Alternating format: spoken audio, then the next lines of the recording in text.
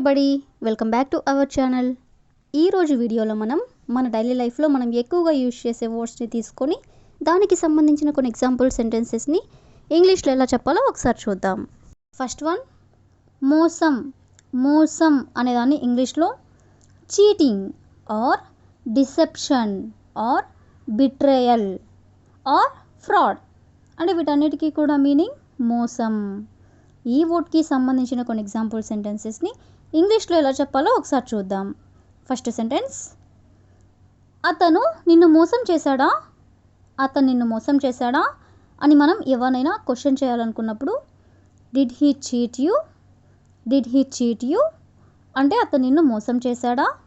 Next one, నువ్వు నన్ను ఎందుకు మోసం చేశావు, నువ్వు నన్ను ఎందుకు మోసం చేశావు అనేదాన్ని why did you cheat me, why did you cheat me అంటే నువ్వెందుకు నన్ను మోసం చేశావు. నెక్స్ట్ వన్, నువ్వు నన్ను ఎలా మోసం చేయగలిగావు, నువ్వు నన్ను ఎలా మోసం చేయగలిగావు అనేదాన్ని how could you cheat me అంటే చేయగలిగావు అంటున్నాం కాబట్టి ఇక్కడ మనం కుడ్ అనే వర్డ్ని యూజ్ చేస్తాం. How could you cheat me, how could you cheat me అంటే నువ్వు నన్ను ఎలా మోసం చేయగలిగావు.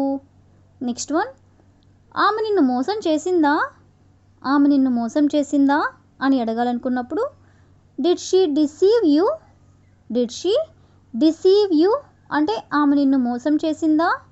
నెక్స్ట్ వన్, నువ్వు నన్ను ఎందుకు మోసం చేస్తున్నావు, నువ్వు నన్ను ఎందుకు మోసం చేస్తున్నావు అంటే ఇంకా చేస్తున్నావు అనేదాన్ని why are you cheating me, why are you cheating me cheating అంటే చేస్తూ ఉన్నావు, మోసం చేస్తూ ఉన్నావు అని. నెక్స్ట్ వన్, నువ్వు నన్ను మోసం చేసిన తర్వాత నేను నిన్ను ఎలా నమ్మగలను, నువ్వు నన్ను మోసం చేసిన తర్వాత నేను నిన్ను ఎలా నమ్మగలను అని చెప్పాలనుకున్నప్పుడు how can I trust you after you cheated me, how can I trust you అంటే నేను నిన్ను ఎలా నమ్మగలను. ఆఫ్టర్ యూ చీటెడ్ మీ అంటే నువ్వు నన్ను మోసం చేసిన తర్వాత.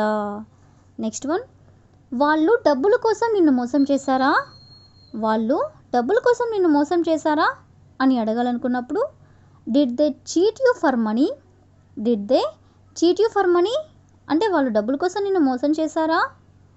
నెక్స్ట్ వన్, నిన్ను ఎవరు మోసం చేశారు, నిన్ను ఎవరు మోసం చేశారు అని అడగాలనుకున్నప్పుడు who cheated you, who cheated you అంటే నిన్ను ఎవరు మోసం చేశారు.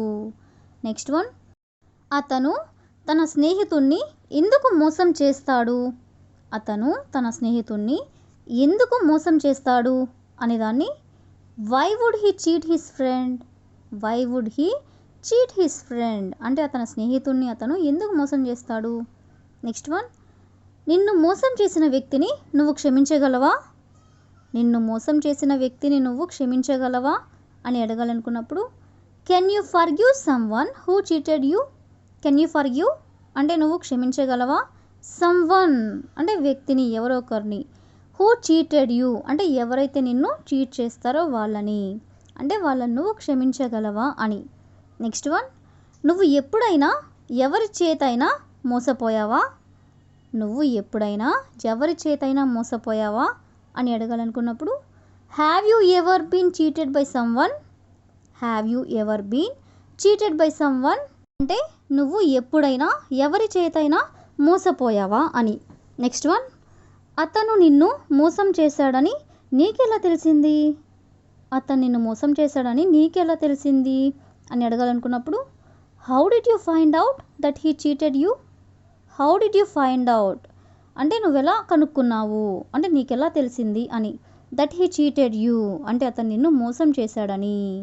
నెక్స్ట్ వన్, అతను ఒకసారి నిన్ను మోసం చేస్తే నువ్వు అతన్ని నమ్ముతావా, అతను ఒకసారి నిన్ను మోసం చేస్తే నువ్వు అతన్ని నమ్ముతావా అని అడగాలనుకున్నప్పుడు would you trust him if he cheated you once, would you trust him అంటే నువ్వు అతన్ని నమ్ముతావా.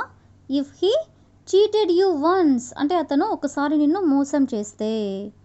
లాస్ట్ వన్, ప్రజలు ఇతరులను ఎందుకు మోసం చేస్తారు, ప్రజలు ఇతరులను ఎందుకు మోసం చేస్తారు అనేదాన్ని why do people cheat others, why do people cheat others అంటే ప్రజలు ఇతరులని ఎందుకు మోసం చేస్తారు అని.